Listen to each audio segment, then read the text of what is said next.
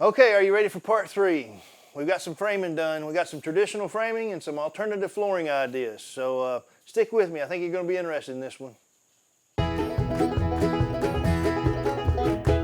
Ready? So we looked at a lot of options how to put a floor in this tiny house. And we, of course, we looked at what was the cheapest. We had some natural stone given to us, so we laid that in the kitchen and in the bathroom. We'll talk to you about that in a minute. But out here in the main living area, we just went with a paver. 2 foot by 16-inch paver that we bought from the big box stores, and it's on top of about 10 inches of limestone gravel that's been compacted. You know, we put it in here a couple inches and packed it down, a couple more inches and packed it down. So it's in here on about 10 inches of packed limestone, and then above the limestone we took 1-inch pipe, metal conduit, and laid it down and put about 1 inch of sand so we could lay them and get them pretty good and even. So that was our solution to the floor. And we got some acid stain and we stained them. And it turned out to be a really good looking finish. I'm really happy with how it turned out. And for about $3 a square foot, stay with me and I'm gonna walk you through that process. If you're gonna stain a floor like this, pay attention to what kind of stones you get. This is a dry slump packed in kind of thing. Looks like a concrete block. It was poured very dry and packed in to try to get it to be one piece. And it doesn't take stain very well, won't finish, you can't leave watermarks on it. This is a wet pour, it's got a lot of Portland in it, and this is a much better finish, and this will get you what you're looking for. Okay, so this is what the acid stain looks like on a dry pack form application. You see it's just got the grainier look to it, the lines just as sharp, aren't as sharp, and the water just can't make the same amount of prettiness on the water lines. I mean, it works, but it's a far cry from looking what the other stuff looks like. We got these stains. You can get them a lot of different places. There's a lot of different brands. They run anywhere from $40 to $80 a gallon. And there is no set color on them. This just happens to be a brand that we got locally here. And the acid stain can be diluted. So when you get these colors, I get 2 different colors.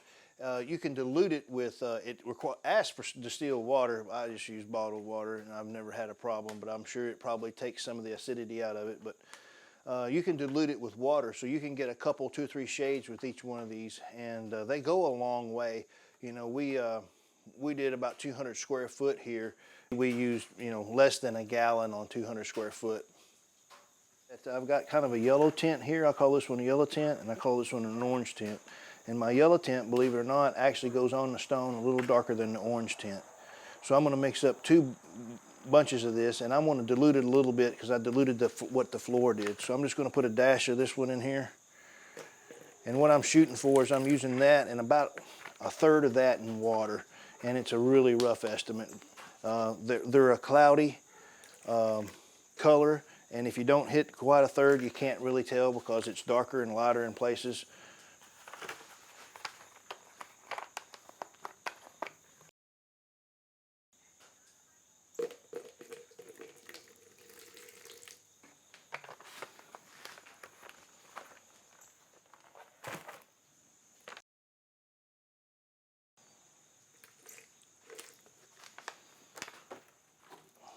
So what you don't want to do is you don't want to brush it because you don't want to see brush marks on this, right? You want to let the water, you want to push the water around and just let the water make its own natural marks and let the water make its own lines.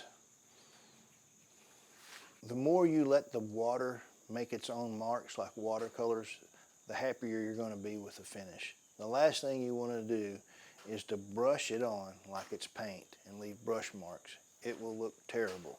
Don't do it, don't try it. I'm getting the edges good too because I'm going to grout it. I don't want any of that to show. And the darker color will obviously go over the top of the lighter color, but you can't go the lighter color or the dark color and then expect to lighten that up by going the lighter color over the darker color. That's not going to work. All right? So you always go with your light color first, and then that way if it goes over the top with a darker color, it's no big deal. And all I'm being careful is just to not leave any brush marks in. I just don't want nothing, or nothing, no square edges. I'm kind of pushing the moisture around, letting the moisture make the like watermarks on it.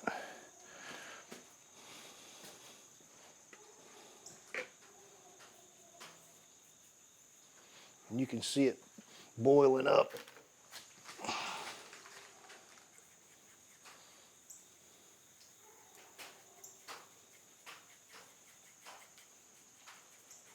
That acid interacting with that concrete, neutralizing. The acid stain will continue to etch into the concrete until you neutralize it with ammonia.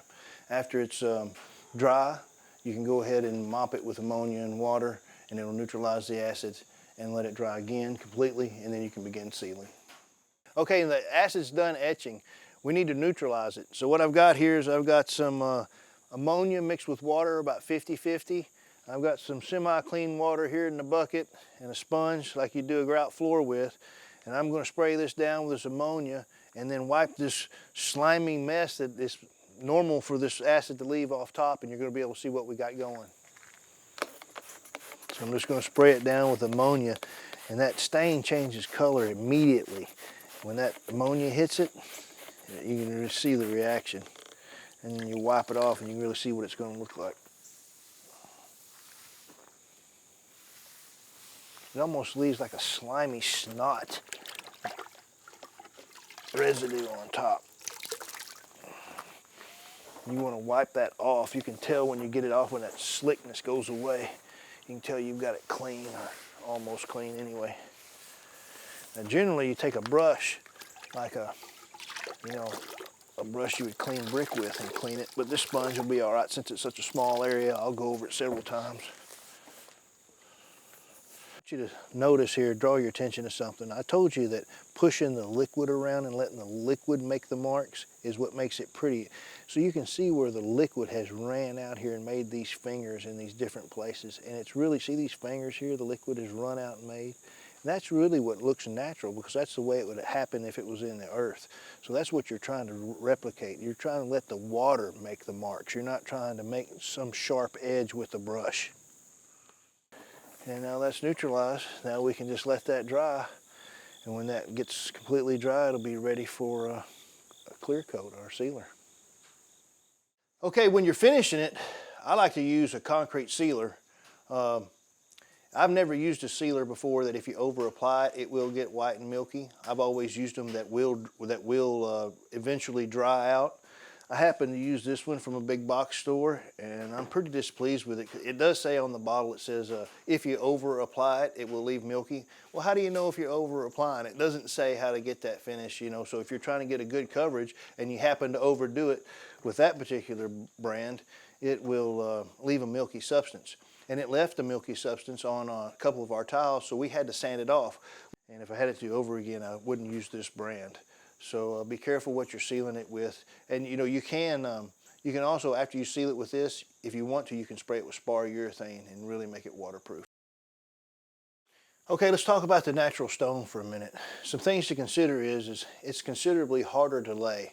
The reason it's harder to lay is natural stone isn't consistent. You know, these pavers are all 1.5 inches or 2 inches thick.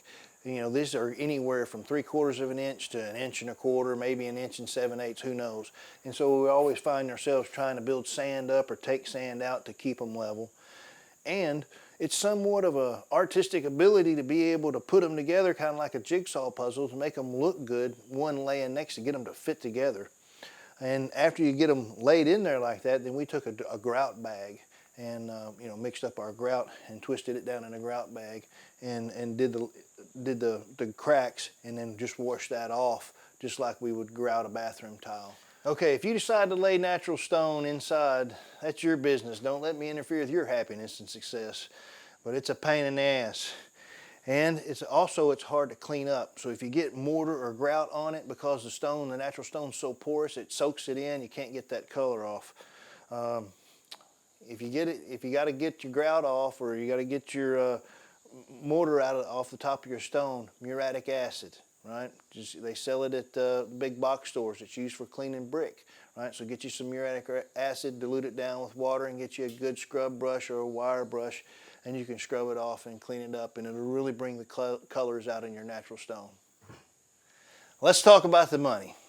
A traditional built floor, you know, it's 1.5 inches thick, so that's 2 layers of 3/4 inch plywood. And if you used even a 2x8, which would be considered pretty lightweight in a floor structure, 2x8s are about $11 a piece right now. So we figured it up what it was going to cost us if we built this with a subfloor traditional framing. And it was going to come up to be about $1,800 by the time you put any type of flooring on top of it. If you didn't leave it to be bare plywood and you allow about $3 a square foot for it, then you're talking about $2,000 to do this floor. So what we've got in this floor is we've got these pavers for $9 a piece, and we did about 200 square foot here, and we got about $600 and 200 square foot, and that's including our acid stain. So that's a substantial savings, and termites is not going to eat our floors, number one. And if we ever do get flooded in here, there's absolutely nothing in here 3 foot and down that can rot or decay. Okay, I want to talk about the frame in just a second. You know, there's on top of these concrete walls we poured here, these Aircrete walls, there's nothing special about the framing. We just put them 16 inches on center, started from the outside one post and laid it down. We're going to wrap it in plastic, and we're also we got hardy siding that we're going to be putting on the outside. We've already got a couple windows in.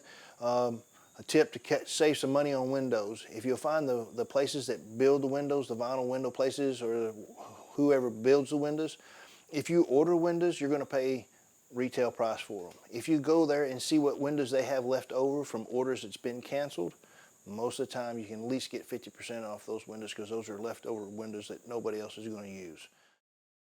I wanted to address framing and structural just for a moment.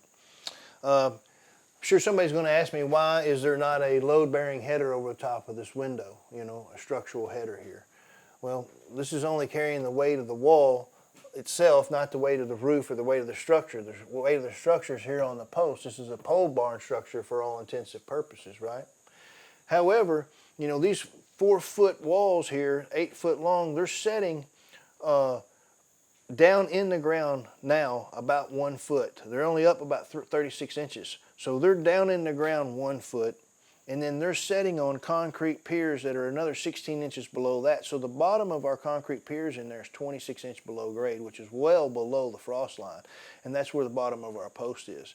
And we made sure to put concrete underneath the post, around the sides of the post, and then use the surface bonding cement to seal to the post all the way down to where it enters the concrete. So we hope we're going to get, you know, 40 years plus. Google says that a post will survive in optimum conditions 40 years plus. With us wrapping it the way we did, we think we're going to get 40 years. And if we don't get 40 years out of it, I'm sure if the post, it can't break off or go anywhere, what it will do is, since there's rebar through the post into the concrete, it will actually share the load with the concrete wall. So the whole wall, the whole structure would have to settle. And the reason I chose not to put a footer underneath these walls is because think about how much lighter these walls are than a concrete wall, number one. Number two, I'm on extremely hard red gravel packed here over a long time that's been rained on and drove over with bulldozers, dump trucks, and everything else. So it's really hard and packed here. I wouldn't recommend it everywhere for everybody, but I knew what I was dealing with. And I also knew that I was dealing with a lightweight wall. So I didn't really think my settling was going to be too much. And on the piers that are up to 26 inches, I just don't see how the walls can settle. So I'm expecting to get 50, hopefully 60, 70 years out of this building. We'll see, right?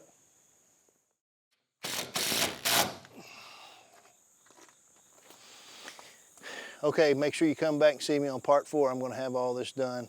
And I got some new tricks up my sleeve. See you next time.